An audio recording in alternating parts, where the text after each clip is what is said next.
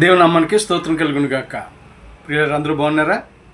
ఈరోజు మీ మధ్యకు ఒక వాక్యాన్ని తీసుకొచ్చాను. అది యాకోబు పత్రిక 4వ అధ్యాయం 14వ వచనంలో ఇలాగ వ్రాయబడి ఉంది. రేపేమి సంభవించునో మీకు తెలియదు. ప్రియులారా, చూస్తారా?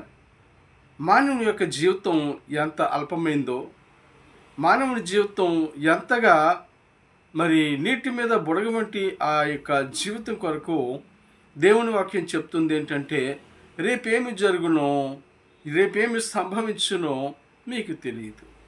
చూస్తారా? మనం చూస్తున్నాం కదా, ఈ యాక్సిడెంట్లు జరుగుతున్నటువంటి విషయం మనకు తెలిసిందే కదా.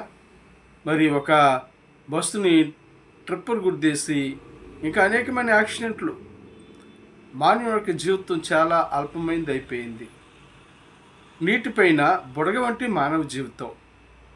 ఇలాంటి మానవ యొక్క జీవితం కొరకు యేసుక్రీస్తు ప్రభు చెప్తున్న మాట ఏంటంటే, రేపేమి సంభవించునో మీకు తెలియదు.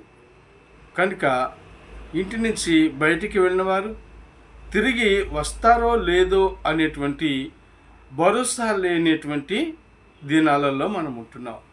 ప్రియులారా, ఇవన్నీ ఎందుకు చెప్పుకొస్తున్నాను అని అంటే, ఈ రోజున మానవుని యొక్క జీవితం యొక్క అల్ప జీవితం కొరకు మనం చూసినప్పుడు ఎవరికి వారే మనము ఎంతగా సత్యాన్ని తెలుసుకోవలసిన వారమై ఉన్నాం. ప్రియులారా, మరణించిన తర్వాత ఆత్మ ఏ స్థలానికి పోతుందో బైబిల్ చెప్తుంది. కనుక మానవుడు బ్రతికుండగానే తన ఆత్మను పరలోక రాజ్యంలో చేర్చుకోవాలి అని అంటే, పరలోక రాజ్యంలో నిశ్చింతగా ఉండాలి అని అంటే, యేసుక్రీస్తు యొక్క మార్గాన్ని ముందుగానే తెలుసుకుని ఉండాలని చెప్తుంది.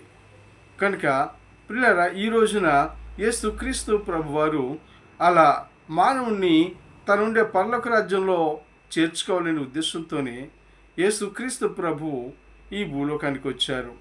ఆయన దేవుడైండు కూడా నీ రూపాన్ని సంతరించుకుని నీలా నాలా ఈ భూలోకానికి వచ్చి ఆయన 33.5 సంవత్సరాలు జీవించి 30వ ఏట ఆయన పరిచర్యకు వచ్చి 3.5 సంవత్సరాలు సేవ పరిచర్య చేసి అనేక రీతులుగా ప్రబోధాలు చేసి అందరికీ కూడా దేవుని స్వార్థను ప్రకటించారు. ఆ దినాల్లో అనేక మంది దేవుని నమ్ముకున్నవారు దేవుని యొక్క స్వస్థతను పొందుకుని దేవుని రాజ్యానికి వారసులయ్యారు. అయితే ఈ రోజున అదే దేవుడు నీతో మాట్లాడుతుండగా నీవేం చెప్తావు? అంచేత యేసుక్రీస్తు ప్రభు స్వరక్షకుడు అంగీకరించు, దేవుని రాజ్యానికి చేరుతావు. యేసు ప్రభు ఈ మాటల ద్వారా